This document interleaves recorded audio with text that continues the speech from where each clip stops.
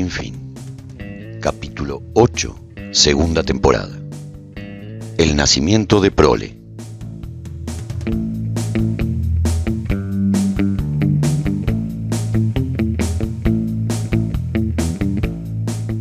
Hola a todos, nos encontramos en un capítulo más de nuestra historia. El mundo ya no es lo mismo. Todo se ha destruido, pero logramos hacer rugir una luz que nos sacará de aquella destrucción. Mayo nos alcanzó con grandes cambios a nivel gubernamental. El rey se consumía en su afán por aferrarse al poder y con ello llegó la paranoia.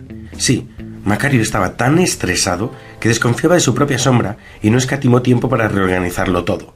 Y cuando digo todo, me refiero literalmente a que el monarca decidió poner patas arriba el sistema gubernamental y descabezar a la plana mayor de su ejército.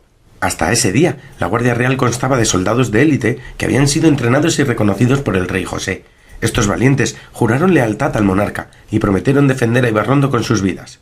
Pero Macario ya no confiaba en ellos. Pretendía conformar un nuevo cuerpo de guardias especiales basado en sus propios hombres de confianza, que si bien en algún punto coincidía con los que había servido a José, tenía sus diferencias y predilecciones y no pensaba arriesgarse a rebeliones o descuidos que pusieran a su gobierno en problemas. La Guardia Real, que constaba de 40 hombres, fue desmantelada por completo, y luego de una minuciosa revisión, caso por caso, ingresaron 20 guardias de total confianza para Macario, quienes inmediatamente pasaron a realizar tareas específicas. Defenderían al rey en casos extremos y realizarían reportes de problemas sociales o actividades sospechosas dentro de la colonia. Básicamente eran los ojos de Macario dentro de los muros de Ibarrondo. La guardia realizaba su caminata diaria por las calles buscando cualquier actividad sospechosa e imponiendo su altanera posición ante la gente de a pie. La indignación social se digería en el bar. Todos murmuraban por lo bajo, hasta que aparecía un miembro de la guardia e inmediatamente se cambiaba de tema. Era muy cómico estar hablando sobre las medidas del rey y al momento terminar hablando sobre el clima. Lo importante era mantener a la guardia lejos de la vida social para evitar que el rey conozca el verdadero sentir popular. Parecíamos actores inmersos en nuestro papel de reparto. La decisión de ocultarle todo a Macario fue unánime. La gran mayoría del pueblo había tomado una postura crítica y desconfiaba ante el rey, quien no hacía más que agrandar la brecha entre su gobierno y los pobladores de Ibarrondo. En medio de todo ese creciente malestar comenzó a forjarse la idea de ponerle freno al monarca, pero para ello teníamos que ser más cautelosos de lo acostumbrado. La situación no podía seguir dividiendo a Ibarrondo, motivo por el cual realizamos una extensa reunión por radio entre San, Adrián, Manolo, Antonio, Ana, la mujer de Tito, y algunos de los 40 que habían quedado casi desterrados por Macario.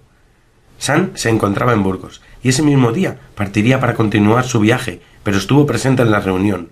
Al menos desde la distancia llegaron sus consejos. En ella decidimos formar una sociedad secreta entre los originarios y los 40 guerreros. No podíamos confiar en el gobierno de la colonia y tampoco dejar de avanzar en la idea original por la cual juramos lealtad al rey José. Uno de los principios básicos que decidimos mantener era el de nunca derrocar ninguna forma de gobierno y jamás imponer a la fuerza nuestras ideas. Ya habíamos padecido bastante los lideratos autoritarios y no sacamos nada bueno de ellos. Otro de los puntos fundacionales de la sociedad era que las decisiones se tomarían en conjunto. No habría un líder único, sino un consejo de mando. Todos seríamos socios y parte indivisible de la sociedad, con iguales derechos y obligaciones. El objetivo básico sería fundar una nueva sociedad basada en el conocimiento, el progreso, la libertad y la equidad. Esta sociedad será la que trace los hilos unificando a la mayor cantidad de ciudades, pueblos o colonias para lograr los objetivos de manera universal y no solo los que beneficien a una parte del conjunto. La charla duró muchas horas durante las cuales se fueron planteando conceptos sobre la forma ideal de gobierno.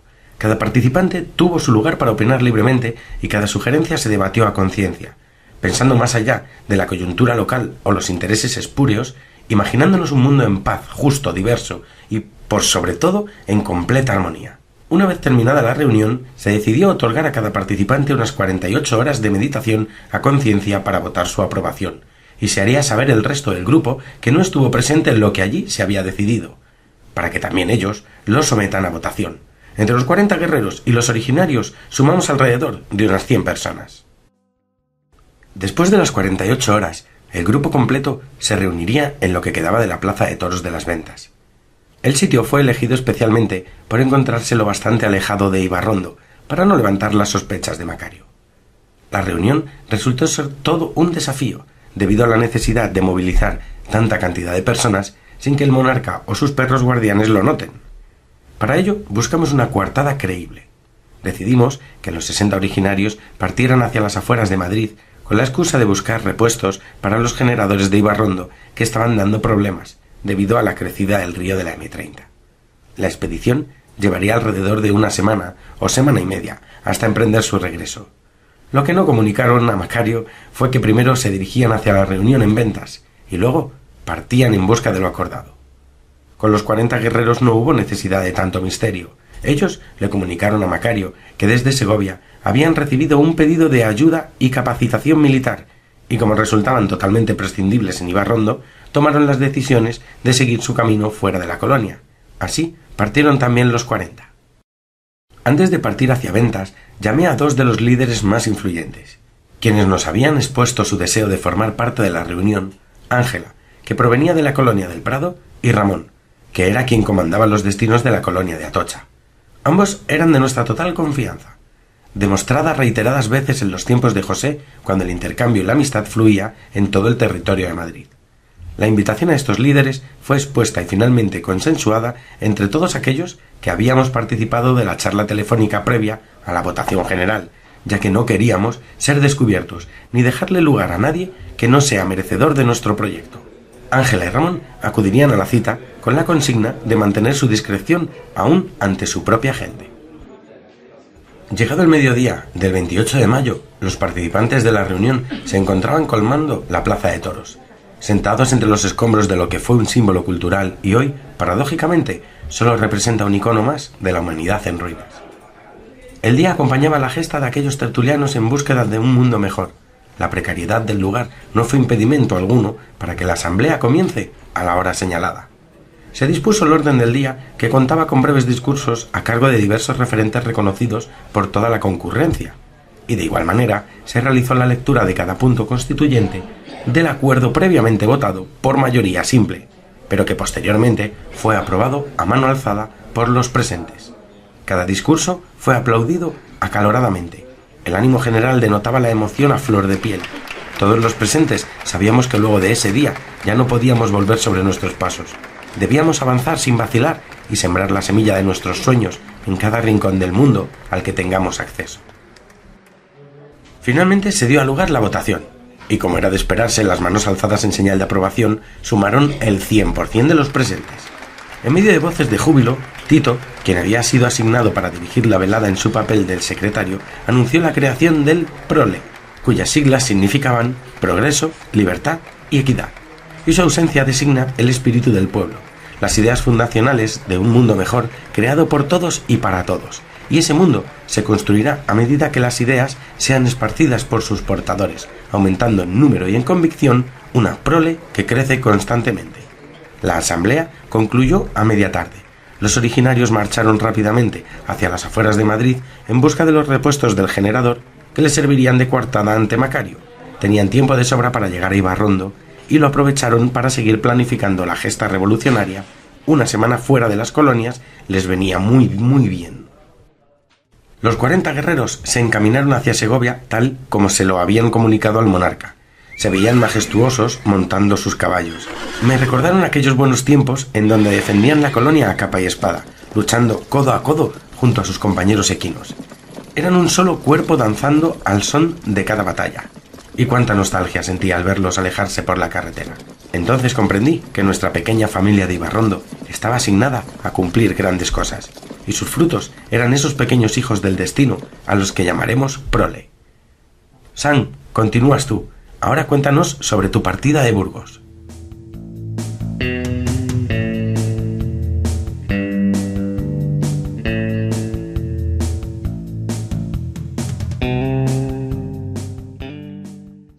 Gracias, Roberto, por pasarme el micrófono. Estaba ahí en el cuarto de los operadores y como que me sentía encerrado. Quería venir de este lado después de tanto no hablar con ustedes. La historia se pone cada vez más interesante. La expectativa crece y no debemos dejar a nuestros amigos fuera de ella. Todo en Burgos marchaba de maravilla. Yo tenía que continuar mi camino. Mi próxima parada sería Miranda del Ebro. Rodrigo me encomendó unas cartas para el rey Iñaki, que gobernaba allí. Este viaje sería como un paseo de domingo. De camino tendré que parar en unos 3 o 4 pueblos, en donde seguramente seré agasajado. Allí observaré los problemas técnicos, que aún les impedían recuperar la electricidad. Los 90 kilómetros que me separaban de mi destino me tomarían aproximadamente unos 10 días de viaje. Recuperamos algunos automóviles del viejo Burgos y el rey organizó una pequeña comitiva para que me acompañen hasta Miranda del Ebro. Éramos unas 12 personas, más los animales. La caravana estaba también conformada por 4 vehículos. Avanzamos lentamente por la Nacional 1 y a unos 17 kilómetros de recorrido hicimos nuestra primera parada, en un pequeño pueblo llamado Quintanapaya. Este pequeño poblado se encontraba rodeado de extensas zonas sembradas, y por lo que me contaron, era uno de los sitios en donde se cultivaba la mayor cantidad de cereales que se consumían en Burgos y sus alrededores. El pequeño pueblo, que en otras épocas era tranquilo y poco habitado, hoy bullía de gente. Los trabajos del campo se realizaban de forma manual y requerían mucha mano de obra. Mientras me contaban las novedades, me puse a pensar en las vueltas que da la vida.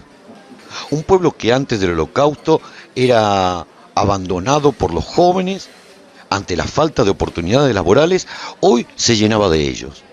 Las grandes casas del pueblo, antes habitadas por 2 o 3 personas, hoy se encontraban divididas en muchos apartamentos, que albergaban unas 5 familias. La pequeña plaza central se llenaba de risas y canciones a la orilla de un fogón. Quintanapaya había adoptado el sistema de comidas comunitarias debido al ahorro de espacio y al aprovechamiento de los recursos. El pequeño pueblo estaba rodeado por un grueso muro de piedra, construido de mala manera y a toda prisa. El rey Rodrigo tenía un gran destacamento de guerreros en el pueblo, porque hoy día era un centro estratégico. Sus guerreros, cuando no entrenaban, estaban dedicados a colaborar en las tareas del campo. El motivo de la visita a Quintanapaya era recuperar la electricidad, y con ese objetivo se trasladaron un par de molinos eólicos desde unos 30 kilómetros para instalarlos allí, y luego recuperar los tendidos eléctricos. Si el pueblo tenía electricidad, algunas máquinas se transformarían en eléctricas, aliviando de esa manera la siembra y la cosecha, entre otras cosas. La misión de informar e instruir a sus habitantes lo podría haber hecho Manolo por radio, pero al estar allí me dispuse a colaborar. Toda la faena nos llevó unos 2 días completos. Resultaba interesante ver cómo se buscaban la vida, mezclando viejas técnicas con las modernas. Quizás aprendí más yo de ellos que ellos de mí. Y probablemente todo lo que vi me sería muy útil para otros sitios. La siguiente parada fue en Monasterio de Rodilla, un pueblo abandonado y posteriormente reconstruido en la cima de un monte. Los problemas eran parecidos al anterior, pero en este pueblo resultaba todo mucho más fácil, ya que disponían de varios generadores eólicos que se desmontaron para dar electricidad a algunos pueblos cercanos, dejando solo los 2 necesarios. El nuevo pueblo se asentaba en un lugar muy fácil de defender, emplazado en las ruinas del viejo castillo del monasterio de Rodilla. De ahí su nombre. La moderna construcción era de piedra, con un único edificio de planta pentagonal, adaptándose al perímetro de la peña donde se ubicaba, con una gran plaza en su centro, y el muro que, además de defensa, sirvió de base para la construcción de viviendas, como si fueran apartamentos de un edificio de 4 plantas. En el centro de la plaza se encontraba otro edificio que oficiaba como centro de reunión, cocina y comedor, todo construido en piedra y vigas de hormigón, utilizando los cimientos del castillo que originalmente se encontraba allí, y que a su vez se construyó sobre las ruinas de Tritium Autrigum, una antigua ciudad romana del siglo I a.C. Estar en ese lugar incitaba a conocer la historia viviente Era fascinante admirar la suma de muros construidos con las ruinas de las ruinas de las ruinas. Era la conjunción perfecta entre el pasado y el presente. Yo puedo hablarle durante varias horas de lo vivido en cada uno de estos pueblos, pero ustedes seguramente se aburrirían. Así que mejor continúo con la historia. El siguiente pueblo visitado fue Briviesca, un poblado mucho más grande que los anteriores y gobernado por el marqués Miguel. Briviesca se encontraba en la frontera del reinado de Burgos. Los problemas que allí tenían eran similares a los demás pueblos, y las soluciones también. El rey Rodrigo fue muy organizado a la hora de conquistar territorios, pero a su vez extremadamente desorganizado en la tarea de cuidar a su pueblo. Una faena que parecía dispuesto a cambiar desde mi llegada. Una vez que dejé atrás Burgos, el mundo que descubrí era completamente diferente. Los animales hombres que partieron hacia el sur ya no regresaron más. Por otro lado, ya en Briviesca, la influencia de los monjes locos no suponía peligro alguno, y el ejército de los rescatadores no podía penetrar masivamente en territorio de Burgos. Briviesca también estaba amurallada, pero no era una muralla importante. Solo es un muro construido con los tejados de chapa extraídos del polígono industrial que ya no se utiliza. En el interior de su muralla yace una hermosa ciudad que aún conserva el brillo que supo conseguir en el pasado. Ya nos encontrábamos a la mitad del camino y los 10 días previstos solo nos permitieron llegar hasta Briviesca. Tuvimos que tomarnos algunos días más para cubrir el recorrido completo. Cada poblado que visitábamos quedó provisto de las radios e integrado a la red que se estaba formando con los originarios en Ibarrondo.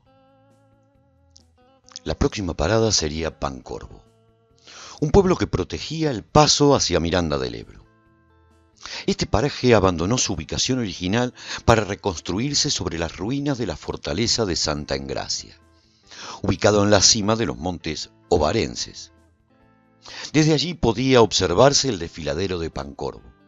En él se encontraba una guarnición que protegía de los ataques a la ciudad de Burgos.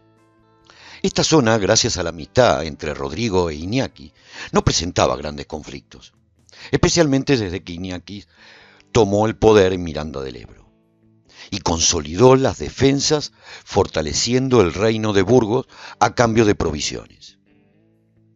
Pero cuando llegamos a Pancorbo, la guarnición estaba revolucionada. Un mensajero que arribó de Miranda no traía buenas noticias. Estaban siendo atacados por el ejército de los rescatadores y pedían ayuda.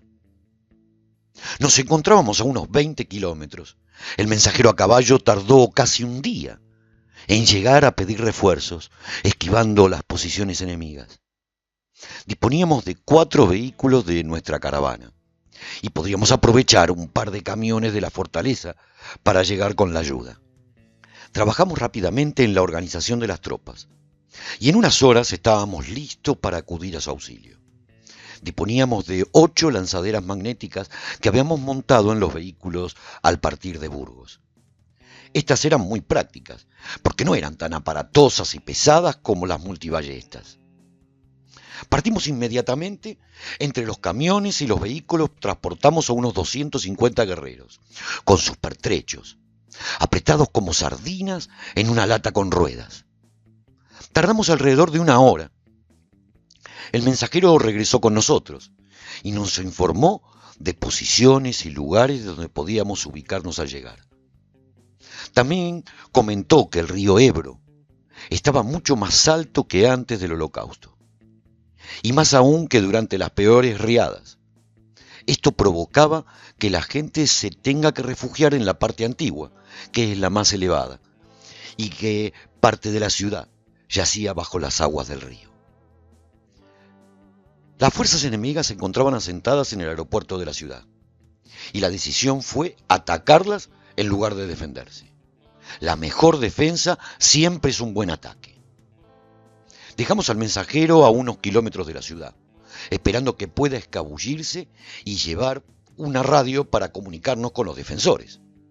Nosotros tomaríamos posiciones en Ribavellosa, un sitio elevado junto al aeropuerto.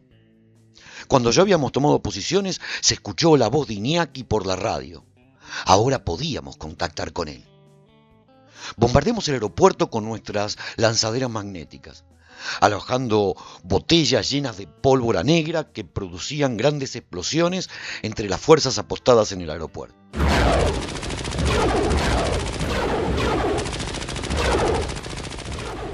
Rápidamente aniquilamos a las tropas allí ubicadas y luego avanzamos por las vías del ferrocarril para acercarnos a las fuerzas atacantes.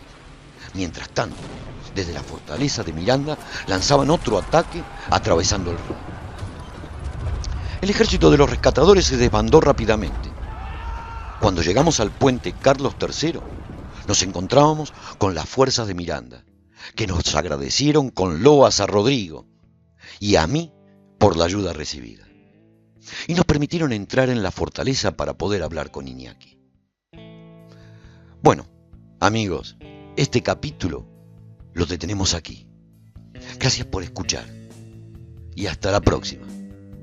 Corta, Roberto. Ya está.